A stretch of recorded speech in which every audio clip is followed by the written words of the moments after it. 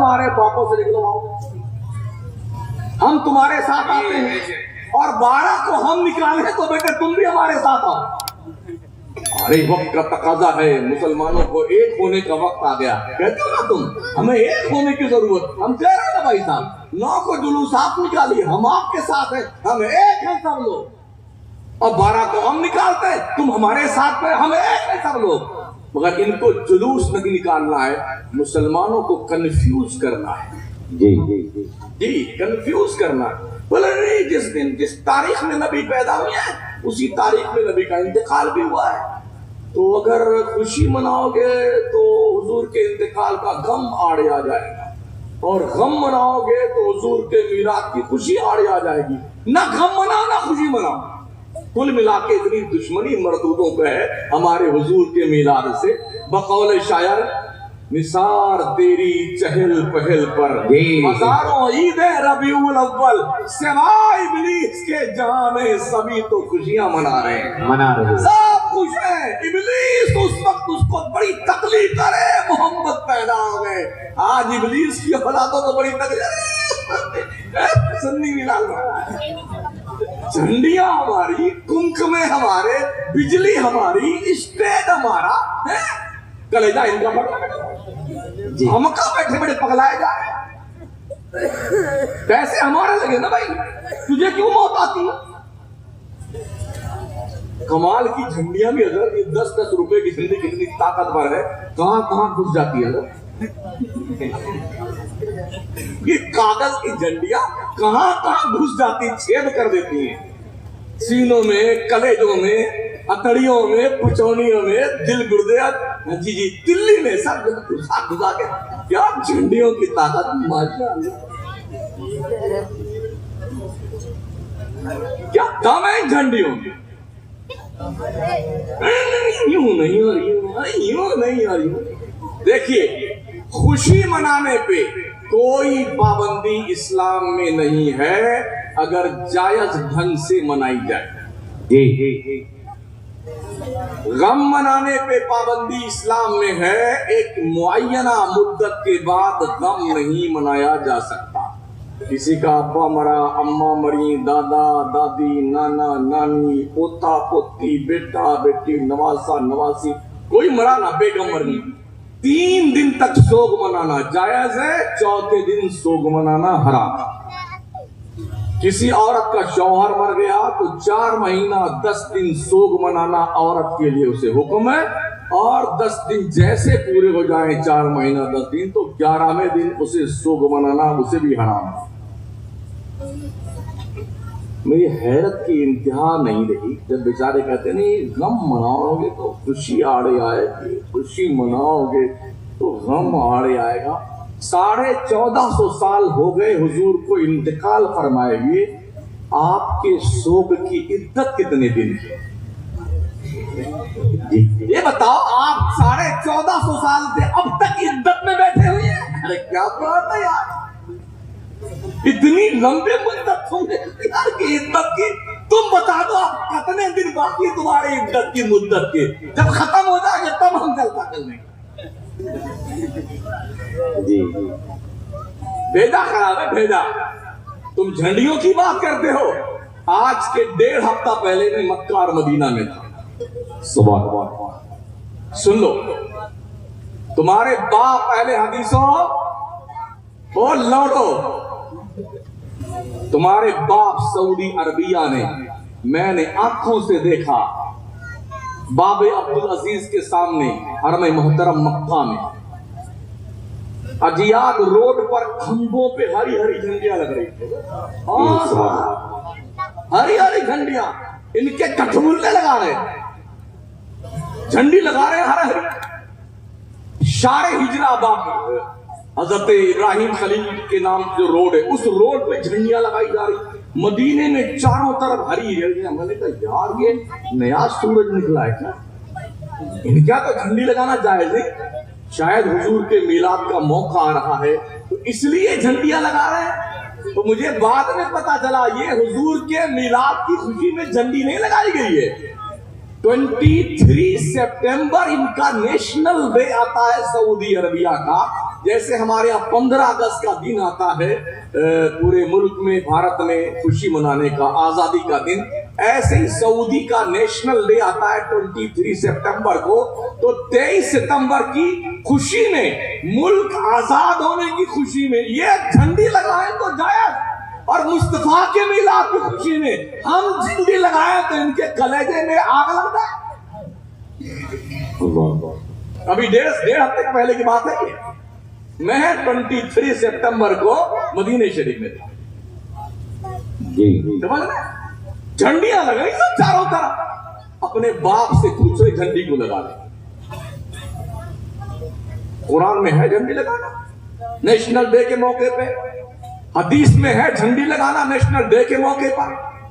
اس کا باپ جو موجودہ بادشاہ ہے، لنگڑا اس کا باپ، دونوں گھٹنوں کا آپریشن کروایا تو ریاض جو سعودی عربیہ کا جو ہے کیپٹل سٹی ہے، راجدھانی ہے، وہاں سے لے کر کے جدہ اور جدہ سے لے کے مکہ تک سڑکوں پہ جھنڈیاں لگائی گئی تھی۔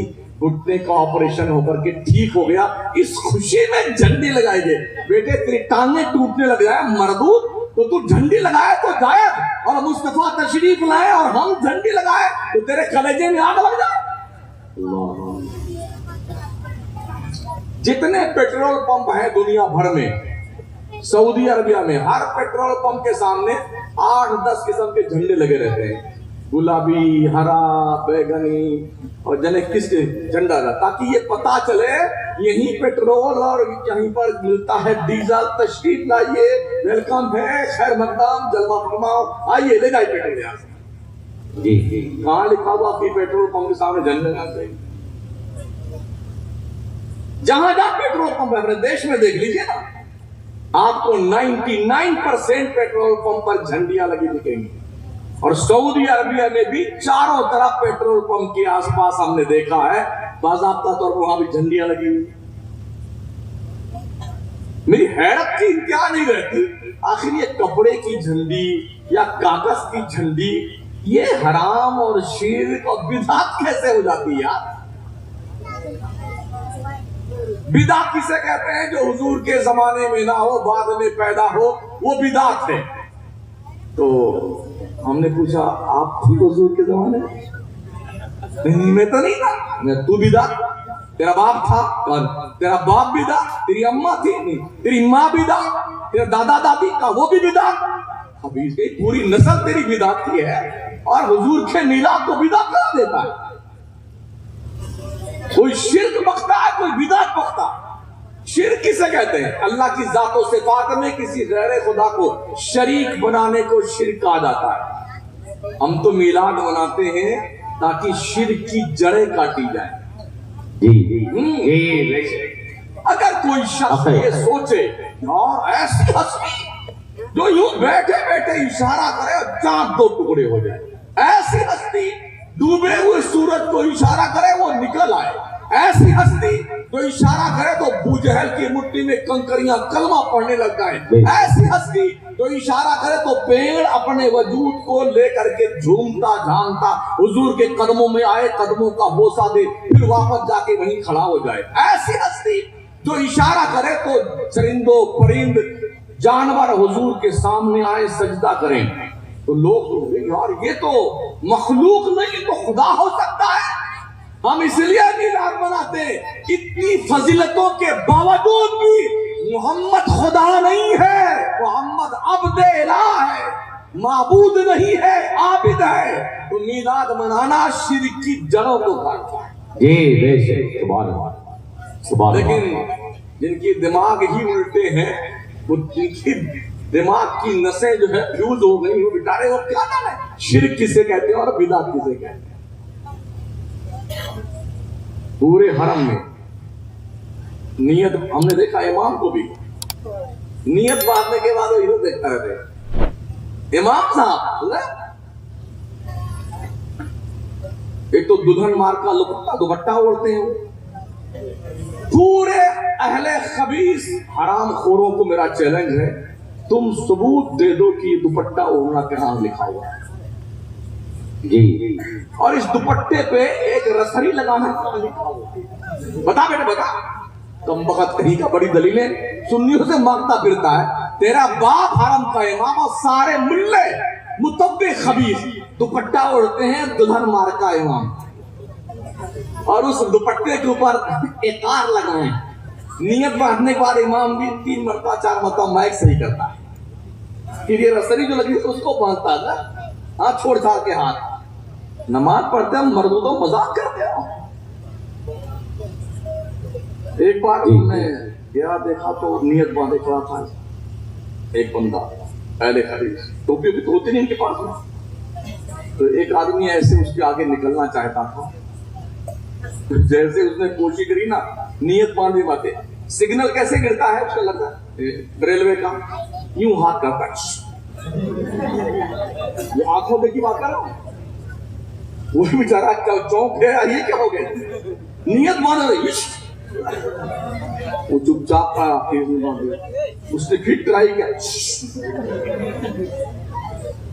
जब उसने देखा ये नहीं मानेगा, 2-3 कदम आगे चल करके खंबे के पास ऐसे खड़ा हो गया। अब कहां से निकलोगे बेटा, और ये नमाज चल रही मर्दों की, जो मैं जन्नत की क्यारी में बैठ के देखा वो बता रहा हूं।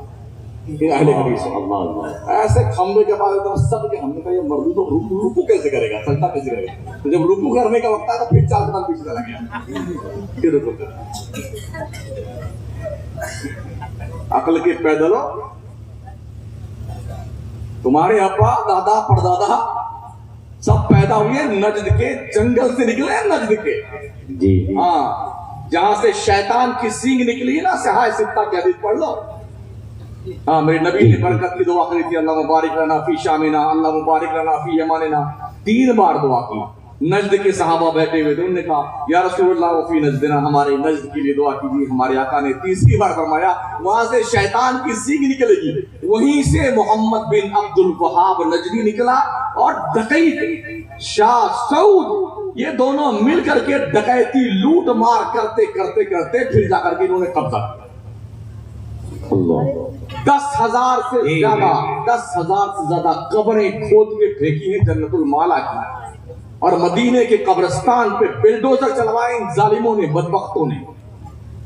नबी की बीवियों के मजार, दाई हलीमा के मजार, उस्मान गनी के मजार पर, जन्नत बकी में और जन्नत माला में, दोनों में गुंबद, मजार, जालियां सब बनी हुई थी मजारों पे सहाबा के।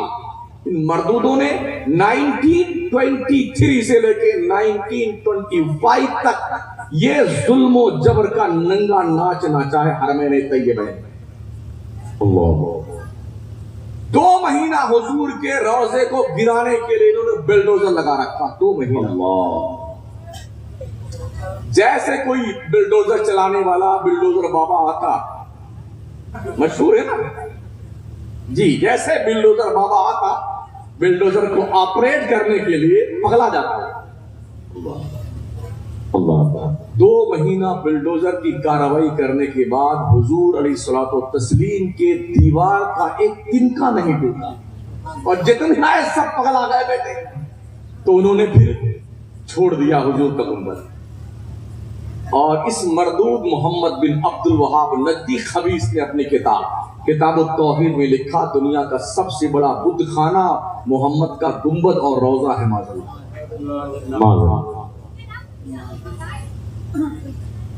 तुमको खुद हुस्न का एहसास नहीं है, वरना आईना सामने रख दो तो पसीना आ जाए। जी बेशक।